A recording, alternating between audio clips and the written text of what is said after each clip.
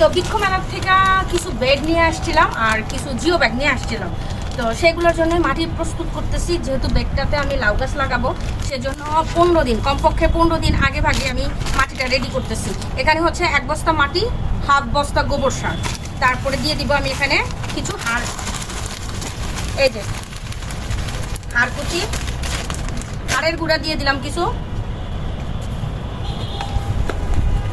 ছত্রাকনাশক তো অবশ্যই মাস্ট বি, ছত্রাকনাশক ছাড়া কিচ্ছু হবে না।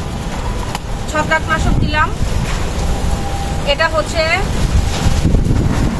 আল্লাহ গো কি অবস্থা, মনে হয় বাতাসে উড়ায় নিয়ে যাবে।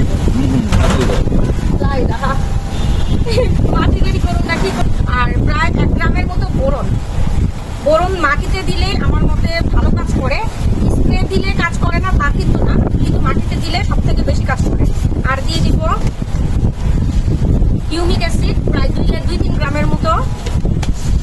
আর কলার খোসা নাই আমার কাছে, এবার তো আমি রাসায়নিক সারই দিতেছি। পটাশ দিলাম প্রায় 5 গ্রামের মতো পটাশিয়ামের জন্য, আর এই যে ক্যালসিয়ামের জন্য জিপসাম দিলাম।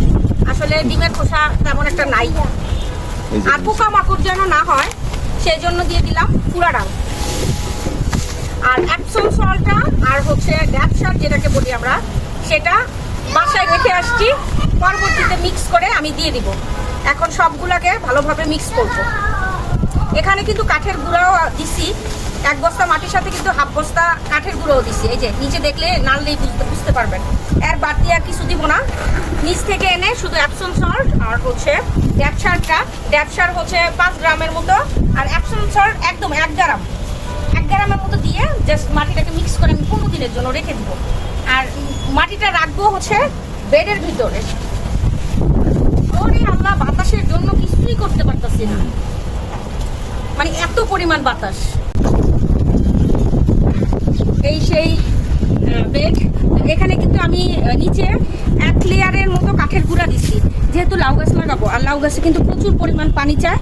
সাথে কিছু কিচেন ওয়েস্ট ছিল, সেগুলো দিয়ে দিচ্ছি। আর এই যে মাটি রেডি করে রাখছি, এখন শুধু জাস্ট এটা ভরে দিব। দেখেন এই একটা ছোট্ট বেড, এটা তো 4 বস্তা মাটি লাগবে।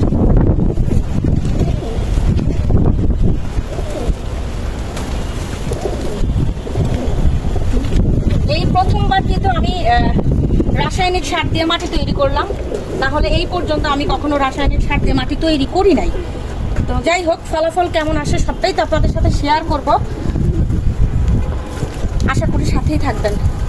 রাসায়নিক সার দেওয়া যাবে না তা কিন্তু না, তবে যদি আপনি অর্গানিক সারটা ব্যবহার করেন, জৈব সারটা ব্যবহার করেন, সেই ক্ষেত্রে মাটি অনেক দিন পর্যন্ত ভালো থাকে, মাটির পিএইচ লেভেলটা সবসময় সুন্দর থাকে, আর গাছ বাড়তে খুব সাহায্য করে। মাটি সহজে নষ্ট হয় না, একই মাটি দিয়ে আপনি বারবার রিসাইকেল করে গাছ লাগাইতে পারবেন। কিন্তু রাসায়নিক সার, বিশেষ করে ইউরিয়া দিলে আপনার মাটি নষ্ট হয়ে যায়, মাটির টেম্পার নষ্ট হয়ে যায়, ওইটাতে ভালো ফলন আশা করা যায় না।